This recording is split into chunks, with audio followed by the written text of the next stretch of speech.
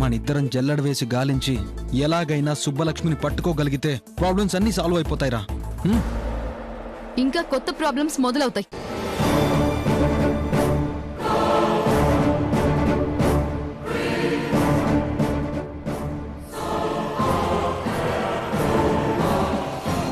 కొత్త ప్రాబ్లమ్స్ మొదలవడం ఏంటదినా? అసలు మీరు ఏం చేస్తున్నారో మీకు తెలుస్తోందా? అక్కంటే బావగారి మీద పిచ్చి ప్రేమతో ఏదో భ్రమలో ఎవరినో చూసి సుబ్బలక్ష్మి అనుకుంటోంది. అది మీరు కూడా నమ్మితే ఎలా? దానికోసం మీరు పిచ్చివాళ్ళై వెతుకుతారా? ఈ సంగతి ఆ శకుంతలకి తెలిస్తే మిమ్మల్ని ఇరుకాటంలో పడేసి కొత్త సమస్యల్ని సృష్టిస్తుంది. ఇప్పుడు మనం ఏమన్నా సమస్య లేకుండా ఉన్నావా? పెద్దదిన చెప్పింది నిజమో భ్రమో? సుబ్బలక్ష్మి కోసం వెతికితే పోయేదేముంది? ఈ విషయం శకుంతలకి ఎలా తెలుస్తుంది? నిజంగా బతికే ఉంటే తను దొరికితే హ్యాపీయే కదా. ఏంటి శ్రవణ్ హ్యాపీ? బావగారిని విడిపించడానికి ఇప్పుడు అక్క రోడ్లు పట్టుకుని తిరుగుతుంది. ఇప్పుడు ఆ సుబ్బలక్ష్మిని వెతుకుతూ మీరు కూడా రోడ్లు పట్టుకుని తిరుగుతారా ఏంటి? కొంచెం బుర్ర పెట్టి ఆలోచించండి శ్రవణ్. మీరు అనుకుంటున్నట్టు సుబ్బలక్ష్మిని దాచిపెట్టి ఆ శకుంతల బావగారిని నేరస్తుల్ని చేస్తే దాన్నెందుకు బయటికి రానిస్తుంది? తను ఉందని మనకి తెలిస్తే తనకి ప్రమాదం అని జాగ్రత్త పడుతుంది కదా. గ్యారంటీగా అక్క ఎవరినో చూసి పొరపాటు పడింది అంతే. ఏమో లేవదినా, ఆలోచించి ఆలోచించి బుర్ర వేడెక్కిపోతుంది. కొద్దిసేపు ఈ టాపిక్లన్నీ వదిలేసి ప్రశాంతంగా ఉందాం.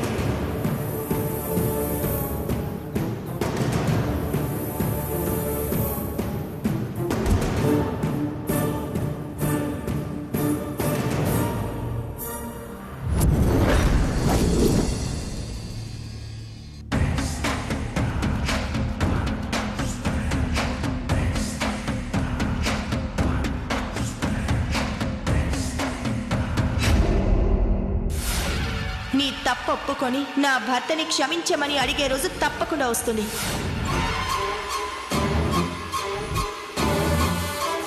ఇప్పుడు చెప్పు, దేవుడు ఎవరిని చంపాలని డెసిషన్ తీసుకున్నాడో?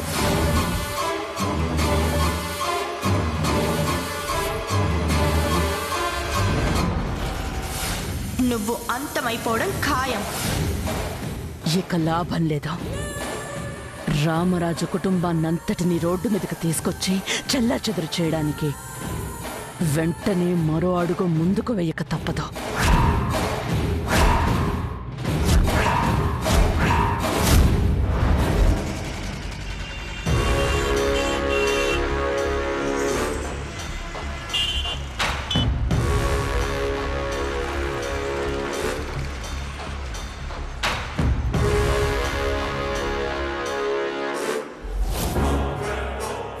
మీరు చెప్పింది నిజమా? అవును వాసుదేవ్ గారు. ఆ క్షణం నా కళ్ళని నేనే నమ్మలేకపోయాను. కళ నిజమా అనిపించింది. సారు, సీతశీల చెప్పగానే నాకు మీ ముందుగాల నమ్మబుద్ధిగానే సారు. కానీ సీతశీలంత గట్టిగా చెప్పినాను కనమ్మేసిన. అన్బిలీవబుల్. ఎవరినైతే హత్య చేశారని రామరాజు గారిని అరెస్ట్ చేశారో అదే మనిషి బతికి ఉండటం అనేది నమ్మశక్యం కాని విషయం. గది కేవలం నా భర్తని జైలు పాలు చేయాలనే ఉద్దేశంతోనే ఆ శకుంతలాదేవి సుబ్బలక్ష్మిని తన గుప్పెట్లో పెట్టుకుని ఈ నాటకం ఆడించింది. ఆవేశంలో మర్డర్ చేసిన వాళ్ళని చూశాను, పథకం ప్రకారం హత్య చేసిన వాళ్ళని చూశాను. కానీ ఒక బతికున్న మనిషిని చచ్చిపోయినట్టుగా సాక్ష్యాలు సృష్టించి తన పలుకుబడితో పోలీస్ డిపార్ట్మెంట్ని, లాయర్లని తన ఆధీనంలో ఉంచుకొని పగడ్బందీగా ప్లాన్ చేసి రామరాజు గారిని అరెస్ట్ చేయించిన ఆ శకుంతలాదేవిది మామూలు క్రిమినల్ మైండ్ కాదు. ఇప్పుడు ఏం చేద్దాం సీత గారు? ఎలాగైనా సుబ్బలక్ష్మిని ఎక్కడ దాచుంచిందో తెలుసుకోగలిగితే నా భర్త కేసు అనేదే లేకుండా బయటకొస్తారు. ఏమంటారు వాసుదేవ్ గారు? నమస్కారం వాసుదేవ్ గారు. నమస్తే. సుభాష్ చంద్ర గారు, రామరాజు గారి హత్య కేసుకు సంబంధించిన FIR copy, post mortem report మిమ్మల్ని ఒకసారి చూడమని పంపారు. సారు నమస్తే, వచ్చి కూర్చోండి. ఓకే.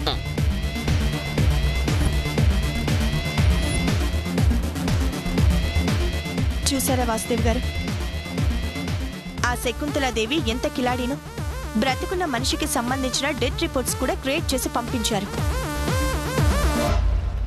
సార్ ఇది చూడండి.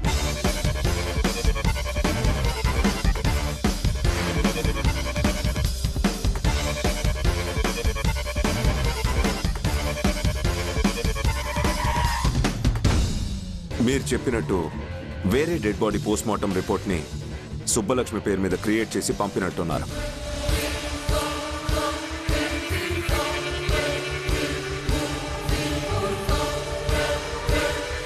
సీత గారు, ఓ పని చేద్దాం. చెప్పండి. ఆ సుబ్బలక్ష్మి ఫోటోని నాకు పంపండి. మీరు వెతకండి, నేను వెతికిస్తాను. ప్రాబ్లం సాల్వ్ అయినట్టే. లేదంటే బాడీ రీపోస్ట్మార్టంకి కోర్టు ద్వారా పర్మిషన్ తీసుకుందాం. మన అడ్వకేట్ మన డాక్టర్ సమక్షంలో జరగాలని రిక్వెస్ట్ పెడదాం.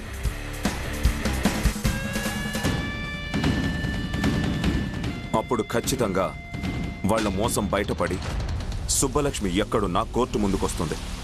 ఏమంటారు? ఈ ప్లాన్ అయితే ఖతర్నాకున్నది వాసుదేవ్ సారు. కానీ గా సుబ్బలక్ష్మి కోసం మనం వెతుకుతున్నామన్న విషయం గా శకుంతలాదేవికి ఎరుకు కాకుండా మనం భద్రంగా ఉండాలి. అలాగే. మేము వెళ్ళొస్తాం వాసుదేవ్ గారు. సుబ్బలక్ష్మి ఫోటోని మీకు పంపిస్తాము. అలాగేనండి. రా అన్నయ్య. పచ్చలే పోయి వస్తా సార్. ఓకే.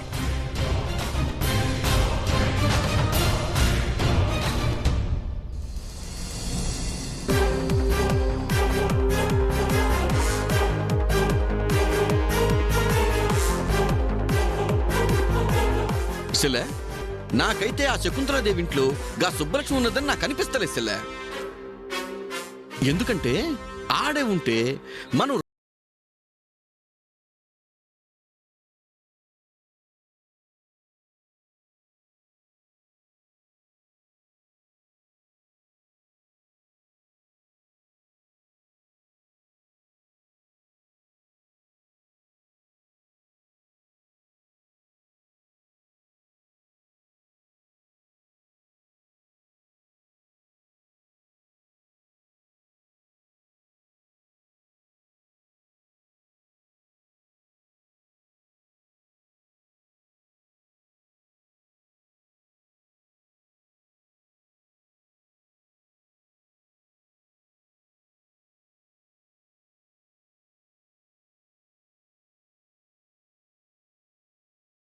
తన రూపంలో ఆ వాసుదేవ్ గారిని పంపించి మనకి చాలా సహాయం చేశాడు. అరే ఇంకేం గాసిలే, నువ్వేం ఫిక్కర్ చేయకు. చూస్తూ ఉండు, ఇంకొన్ని దినాల్లో మొత్తం సక్కంగా అవుతుంది. అది సరే, కానీ రాత్రి నేను చెప్పిన పని సరిగ్గా చేసావా లేదా? చేశాను చెల్లె.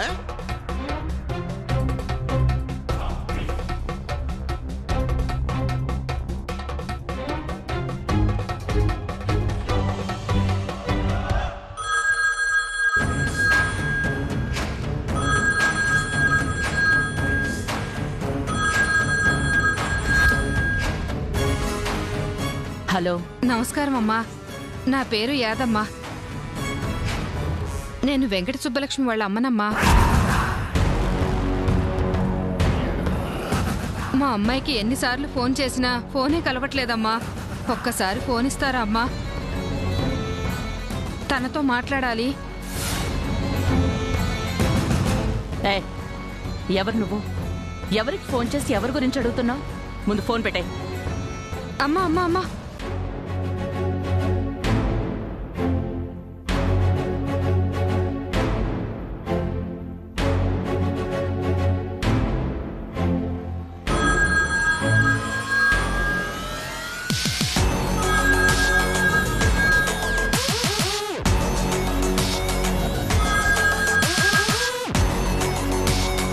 హలో అమ్మా, మీకు దండం పెడతానమ్మా, ఫోన్ పెట్టేకండమ్మా.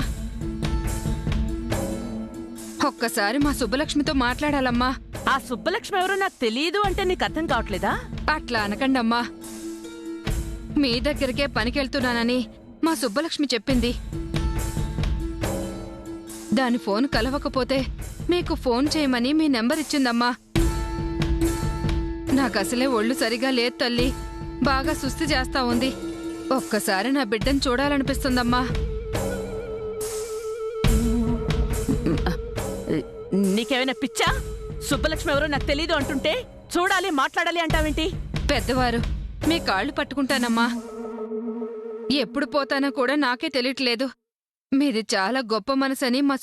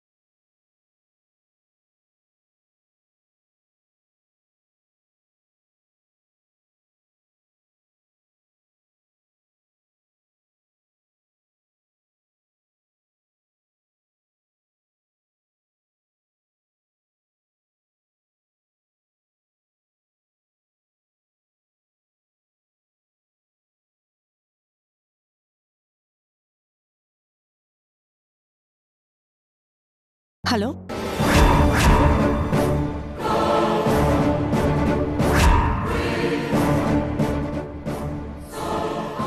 ఇప్పుడే వస్తున్నాను.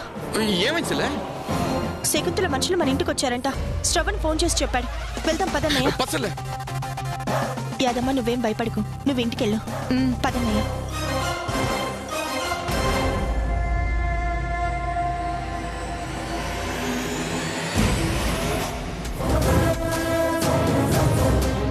తొందరగా పెట్టండి రా. ఏంట్రా ఇది?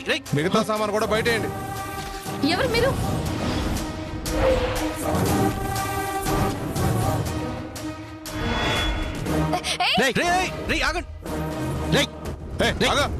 మీరెవరు అని అడుగుతుంటే కూడా చెప్పకుండా ఏంట్రా మీ దౌర్జన్యం?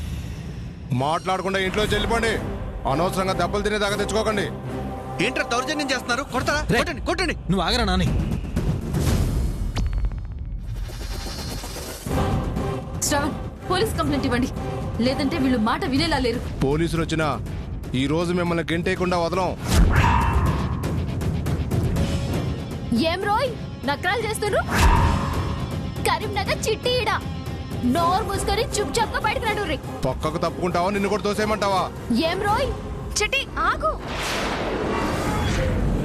పక్కకు రా చిట్టి. వాళ్ళతో నీకెందుకు?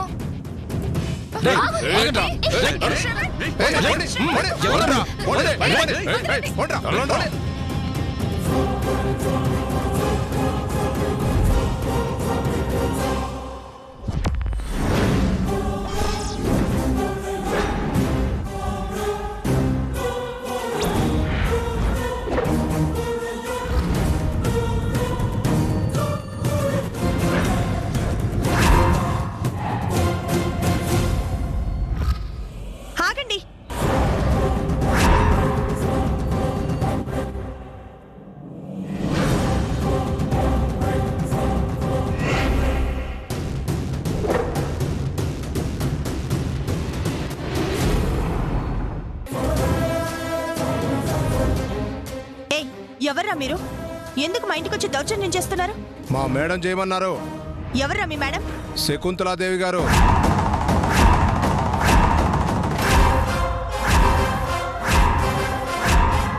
రేయ్, మర్యాదగా బయటికి వెళ్ళకపోతే పోలీస్ కంప్లైంట్ ఇస్తాను.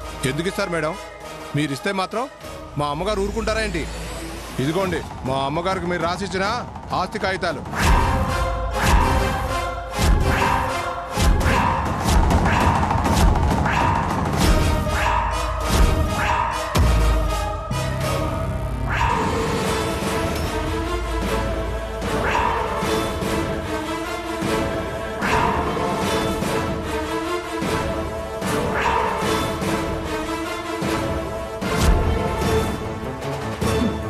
చూడండి, మీ మేడంతో నేను మాట్లాడతాను. అనవసరమైన గొడవ చేయకుండా ముందు మీరు ఇక్కడి నుంచి వెళ్ళిపోండి. మేం పోం మేడం. మిమ్మల్ని వెళ్ళగొట్టకుండా మేము వెళ్తే మా తాట తీస్తుంది.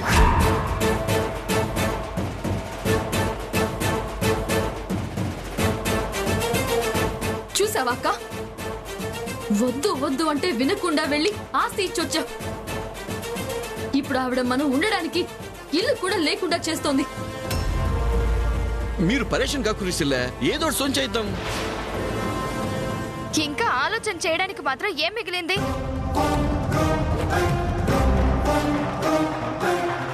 ఇదేదో అప్పుడే ఆలోచించుంటే బాగుండేది. పోయి రోడ్డు మీద పడ్డా. మీరు ఆగండి సరస్వతి.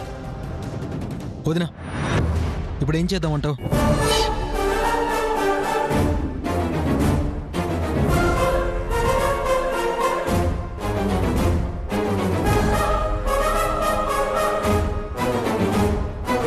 వదినా, ఎక్కడికి వెళ్తున్నావు వదినా? సిల్ల ఏడకు చెప్సిల్ల, నేను బి వస్తా.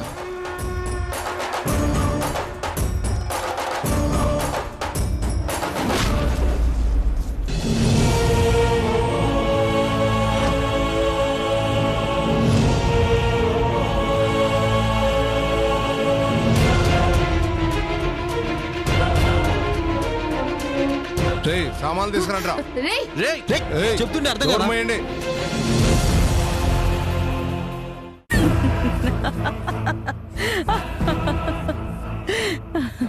నేను అనుకున్నది అనుకున్నట్టుగానే రామరాజు కుటుంబాన్ని రోడ్డు మీదకి తీసుకొచ్చాను. దిక్కులేని వాళ్ళైపోయి నాకు మొక్కుకున్నా సరే కనికరం చూపించే ప్రసక్తే లేదు.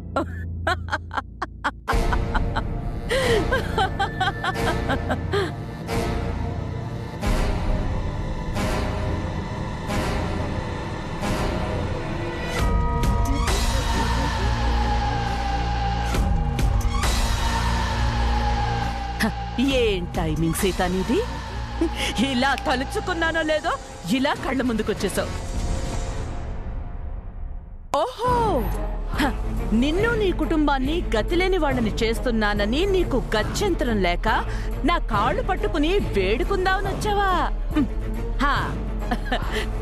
ఇదిగో నిన్ను నువ్వు కాపాడుకోమని చెప్పడానికి వచ్చాను. అయ్యో పాపం, నీ భర్త జైల్లో ఉన్నాడని బయటికి తీసుకురాలేక పిచ్చి పట్టి పైత్యం ప్రకోపించి ఏదేదో మాట్లాడుతున్నావు సీత. నాకు కాదు, నీకు పిచ్చి పట్టి పైత్యం దిగి ఒక మాట చెప్తాను, విను. ఏమిటో అది, చెప్పు చెప్పు చెప్పు. వెంకట సుబ్బలక్ష్మి బ్రతికే ఉంది.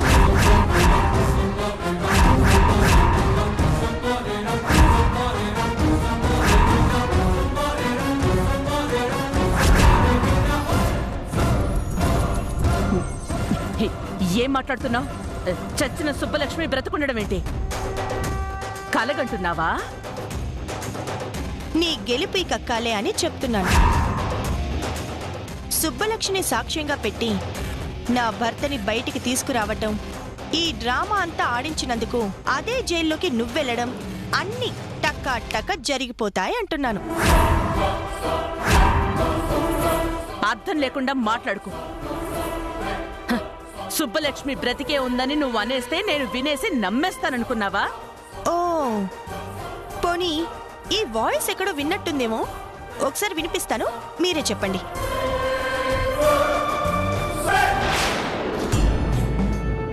ఆ సుబ్బలక్ష్మి ఎవరో నాకు తెలియదు అంటే నీకు అర్థం కావట్లేదా? అట్లా అనకండి అమ్మా.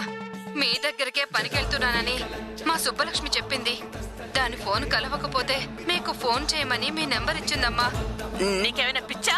సుబ్బలక్ష్మి ఎవరో నాకు తెలీదు అంటుంటే చూడాలి మాట్లాడాలి అంటావేంటి? చచ్చే ముందు దాన్ని ఒక్కసారి చూడాలని ఆశమ్మా. మీ కాళ్ళు పట్టుకుంటానమ్మా. సరే, నేను చేయిస్తాను.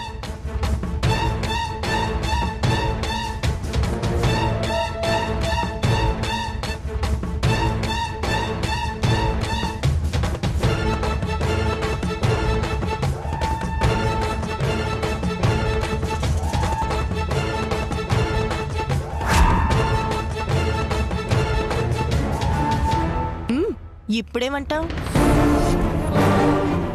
సుబ్బలక్ష్మి ఉన్నమాట నిజమే అనుకున్నా తనని నువ్వెలా చేరుకోగలవు? నువ్వు ఈ మాట అంటావని నాకు తెలుసు.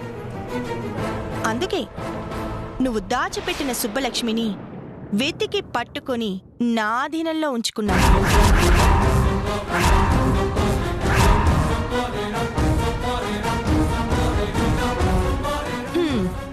నా ఇంటి మీద దౌర్జన్యం చేస్తూ సామాన్లు బయట పడేస్తున్న నీ తొత్తులను మర్యాదగా ఎక్కడి సామాన్లు అక్కడ సర్దేసి నా వాళ్ళకి క్షమాపణ చెప్పి బుద్ధిగా ఇక్కడికొచ్చేమని చెప్పు.